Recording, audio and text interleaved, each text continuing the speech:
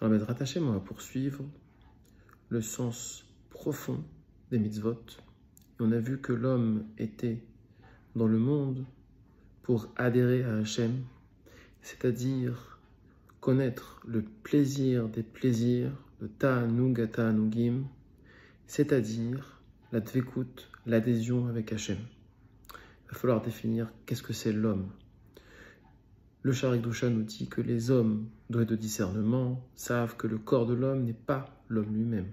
C'est-à-dire que le corps est plutôt appelé la chair de l'homme.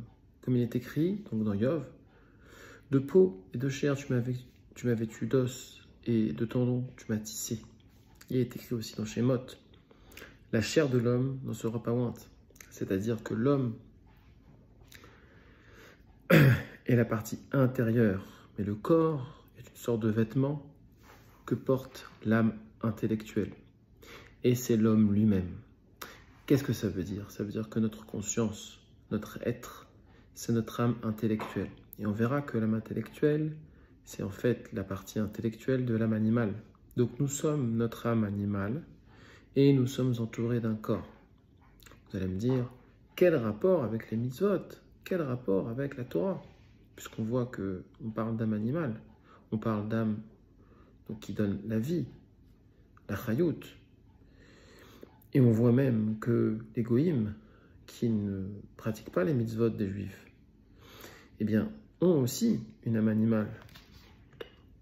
Alors, le Shaar Kedusha poursuit et dit, et après la mort, l'âme intellectuelle se défait de son vêtement corporel et revêt à sa place un autre vêtement spirituel.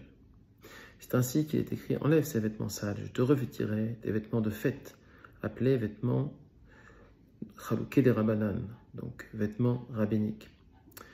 Donc ça veut dire que le fait de faire les mitzvot, et là on définira ce que c'est, puisque ça mettra en jeu l'âme divine et puis l'âme animale, eh bien ça va permettre de purifier le corps. Et c'est pour ça qu'Hachem, dans la Torah, il dit que Va'ani, Kivat Elokim, Litov Veomer, Achat Shaltimet Adonai Ota, Vakesh, Shifti Bevet Adonai Kol Mechaya. C'est le roi David qui dit dans les psaumes.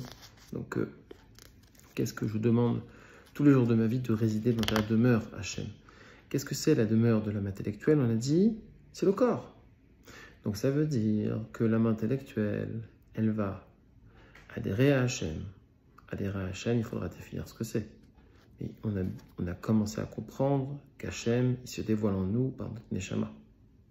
Donc, faire les mitzvot, c'est donner à nourrir à notre Neshama.